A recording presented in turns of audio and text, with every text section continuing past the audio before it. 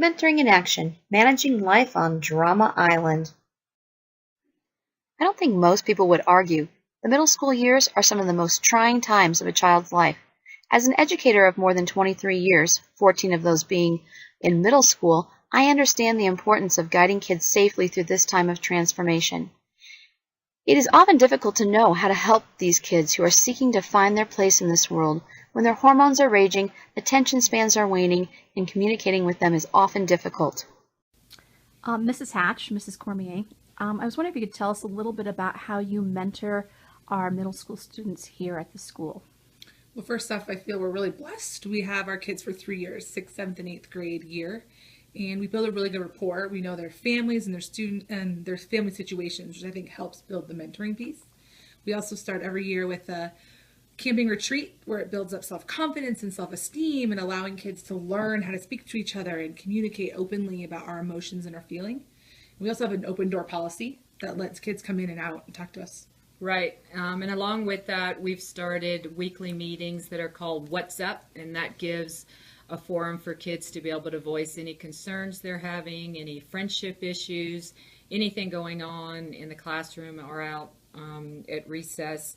We also have a mailbox that kids can put notes in there. If they don't want to come and talk directly to a teacher, they can put a note to a fellow student or to a teacher so that if they need help, they don't have to come and face-to-face talk to us. Since we don't have a counselor or anyone we can go talk to on a regular basis, we use a lot of outside resources. We use Youth Zone, and our priests are incredible here. We also bring outside resources like poets and things that work on building self-confidence and growing and being a leader. Yeah, and then we this year started a virtue program, which is really helping kids to learn virtues such as compassion, empathy, fortitude, prudence. And so we do lessons, the whole school's doing lessons throughout the month, and then at the end of the quarter we give virtue awards for students who really displayed that virtue among their peers. As a teacher mentor in the building, the middle school team approached me in frustration as problems began to arise on Drama Island, as the teachers refer to it. This happened about mid-year with the 7th grade girls. They were noticing some girls being snippy, and many complained or asked for help with some social problems through their classroom mailbox. In order to get a feel for what was going on, I suggested that the teachers have one of their What's Up meetings, and I'd come to observe to see if I could help. As Mrs. Cormier said in the video, this approach to fostering communication within the classroom is a tool she uses when she senses a need for the students to air out their grievances. I learned from the meetings that the students are required to abide by a set of guidelines borrowed from the Girls Circle model in order for them to participate. This is a program model promoted by One Circle Foundation. The parameters are that any girl can participate. However, they must agree to the guidelines when they join. They must respect one another, speak one at a time, have no put-downs or interruptions. They should speak from their own experiences and give no advice. They should focus on themselves. And finally, everything stated in the circle has to stay in the circle. I observed 2-hour-long sessions for 2 consecutive days and followed up with several hours of observation in the classroom, at lunch, and during recess. After observing and speaking with the middle school teachers, I concluded that 2 girls seemed to be the center of the drama. After speaking with their teachers, we concluded that they might benefit from some one-on-one mentoring that would focus on their social and emotional skills, as both girls seemed to be struggling with the relationships with their peers.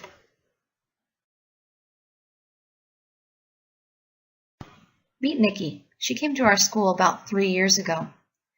She came to our school with some childhood trauma. Her father committed suicide in the family home.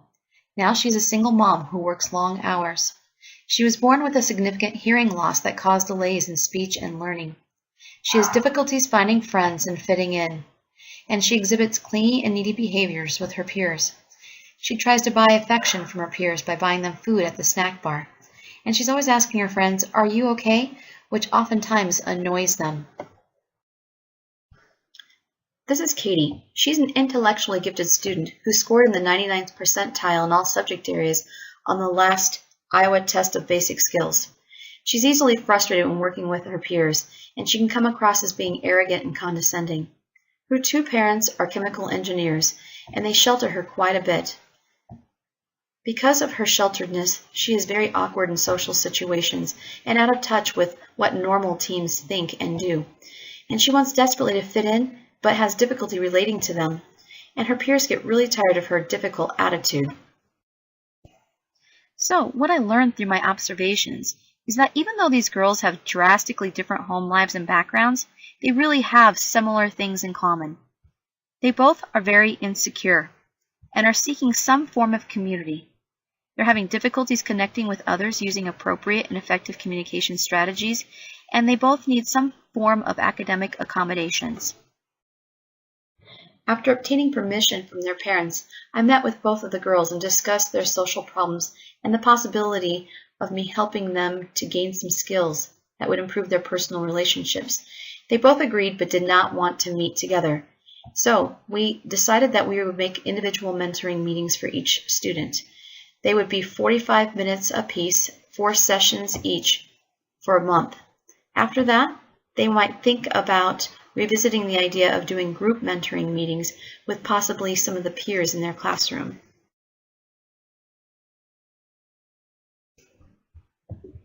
To get started in developing a mentoring plan, I consulted the Handbook of Emotional Intelligence, Theory, Development, Assessment, and Application at Home, School, and in the Workplace. On page 399, it stated that a good quality social emotional learning or SEL program is based upon 5 major categories: awareness of self and others, positive attitudes and values, responsible decision making, communication skills, and social skills.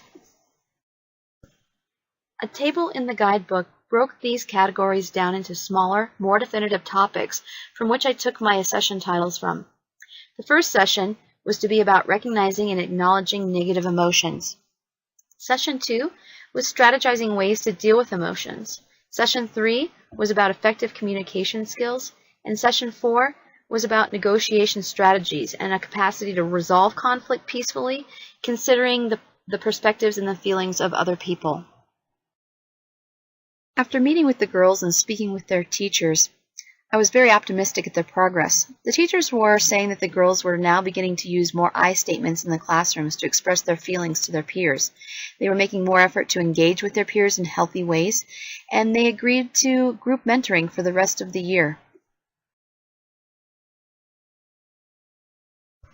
What I really learned through this mentoring process is that 4 sessions is just enough to plant some seeds. These girls need to continue with this mentoring program in order to make significant gains. In addition, I really felt like the observation that I spent on the front end before I mentored and the speaking with the teachers was very valuable in creating a program that I really felt like fit their needs. Also, my pre-existing relationship with them helped to eliminate time that I did not need to spend building that relationship. Therefore, more time could be spent working on the skills that they needed. I also discovered that one-on-one mentoring is very time intensive, and next time I would insist that the girls meet as a group. And not only because of the time, but because the Handbook of Emotional Intelligence states that quality mentoring programs utilize techniques such as group work, discussions, cooperative learning, role plays, and dialoguing, which I think these girls really would have benefited from. So what's next is I'm going to continue mentoring these girls, but in small groups. Other girls in the class have shown some interest in joining the mentor groups. And I'm going to continue researching curriculum that can be implemented long-term in our school, because this experience has really opened my eyes to the idea that we really need to be addressing our students' social and emotional needs just as much as we're addressing their academic needs. Goldman states in his book on page 34, the more powerful force in the brain's architecture is arguably the need to navigate the social world, not the need to get A's.